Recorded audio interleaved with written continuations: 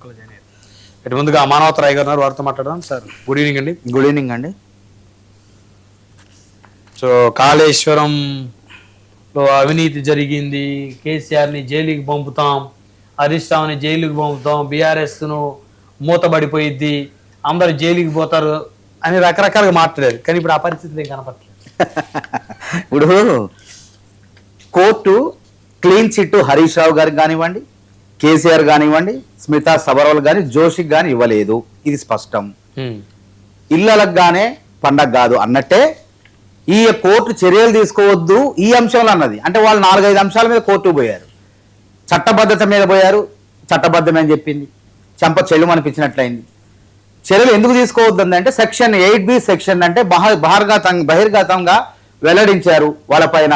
దీన్ని ఈ విధంగా చేయకూడదు ఆ నిబంధన ప్రకారం నోటీసులు ఇవ్వాలి. నోటీసులు ఇవ్వకుండా మీరు బహిర్గతం చేశారు కాబట్టి వీళ్ళ మీద చర్యలు తీసుకోవద్దు అన్నది.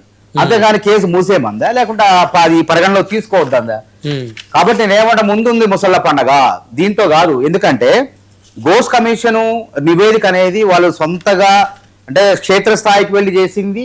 అదేవిధంగా కంట్రోలర్ అండ్ ఆడిటర్ జనరల్ నివేదిక ఏముంది, కాళేశ్వరం ప్రాజెక్టులో అవినీతి జరిగిందని ఉంది.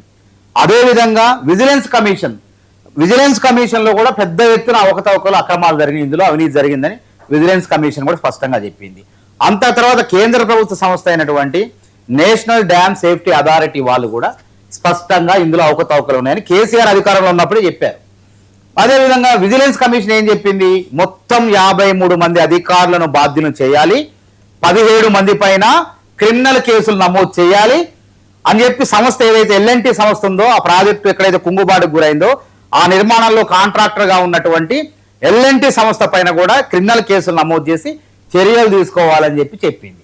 ఇన్ని అస్త్రాలు ఉండగా ఇప్పుడు గోస్ కమిషన్ మేము పరిగణలో తీసుకుని అసెంబ్లీలో చర్చించడం, దాన్ని వదిలిపెట్టు సిబిఐకి అప్పచెప్పినాం. ఎందుకు అప్పచెప్పినాం, మాట్లాడితే కిషన్ రెడ్డి గారు మాకు అప్పచెప్పండి మేము చూసుకుంటాం కేసీఆర్ సంగతి అన్నాడు. అదేవిధంగా అంతకుముందు కేసీఆర్ అధికారంలో ఉన్నప్పుడు 10 ఏళ్ళు అధికారంలో ఉన్నప్పుడు వీళ్ళు ఉత్తగా మాట వరుసకి ఏమనే వాళ్ళు ఏటీఎం లెక్క మారింది అని కేసీఆర్ని కాపాడారు. మరి రాహుల్ గాంధీ, సోనియా గాంధీ మచ్చలేని నాయకులు వాళ్ళపైన నేషనల్ హెరాల్డ్ అని మా పత్రిక విషయంలో మా పత్రికను మేము కార్యకర్తలు కాపాడుకునేందుకు చందాలు ఇస్తే అదేదో నేరం అని ఘోరమని ఆ కేసును సిబిఐ కోర్టు మూసివేసింది. 11లో మూసివేసిన కేసుని 14లో బీజేపీ అధికారంలోకి వచ్చిన తర్వాత వీళ్ళ ఎట్లా మచ్చయ్యాలా మచ్చలేదని చెప్పి ఈడీ నోటీసులు, సిబిఐ నోటీసులు ఇచ్చారు.